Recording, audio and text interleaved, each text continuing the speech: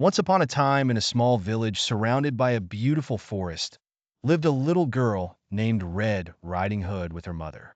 She was called Red Riding Hood because she always wore the red coat her grandmother had given her on her birthday. One sunny spring morning, her mother called her and said, "My dear child, wear your red coat and take this basket of cakes to your grandmother. She's been sick and needs someone to check on her."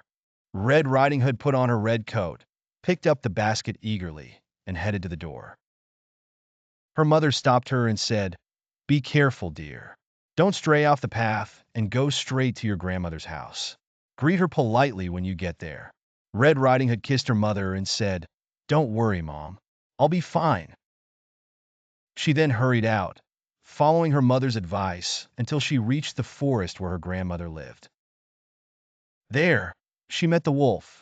She didn't feel scared because she was a little girl who only knew love and did not comprehend the danger posed by the wolf. The wolf approached her and asked, "What's your name, little girl?" She replied, "My name is Red Riding Hood." He then asked, "Where are you going so early in the day?" She told him she was on her way to see her sick grandmother and had brought a basket of cakes for her. The wolf, with a sly smile, said, "How kind of you, Red Riding Hood. You are a well-behaved girl." Red Riding Hood, feeling proud, thought the wolf was just as kind as she was and smiled innocently, saying, "Thank you, Mr. Wolf. You're very nice. I wish we could be friends." The wolf was delighted, thinking his plan had worked. He said, "Why don't you tell me where your grandmother lives? Let's have a race to see who gets there first." Innocently, Red Riding Hood said, "My grandmother lives in a small wooden house at the end of the forest."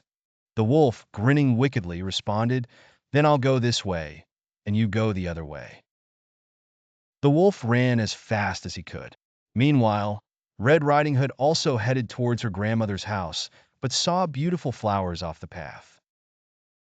Her love for colorful flowers made her forget her mother's warning. She thought the flowers would make her grandmother happy and forget her sickness. So, she decided to collect some, thinking her mother wouldn't mind. Meanwhile, the wolf reached the grandmother's house long before Red Riding Hood. The wolf, knowing the forest well, took a shortcut. He knocked on the door. The grandmother, too weak to get up, asked, "Who's there?" The wolf, disguising his voice, said, "It's me, Red Riding Hood, Grandma." The grandmother, feeling something odd but ignoring it, said, "Come in, dear." The cunning wolf entered, startling the grandmother.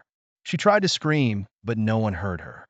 The wolf grabbed her, locked her in the closet, and warned her to stay quiet or he'd eat her. He then wore her clothes and lay on her bed, waiting eagerly to complete his plan. Red Riding Hood arrived, still thrilled about the flowers.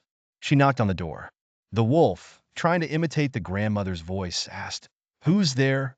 She replied excitedly, "It's me, Red Riding Hood. I brought you a surprise." The wolf said, "Come in, dear." Red Riding Hood entered and kissed her grandmother's head as usual, but felt something strange. The quiet was unsettling since Grandma was usually happy to see her. The wolf, noticing her unease, said, "What lovely flowers, Red Riding Hood." "Thank you."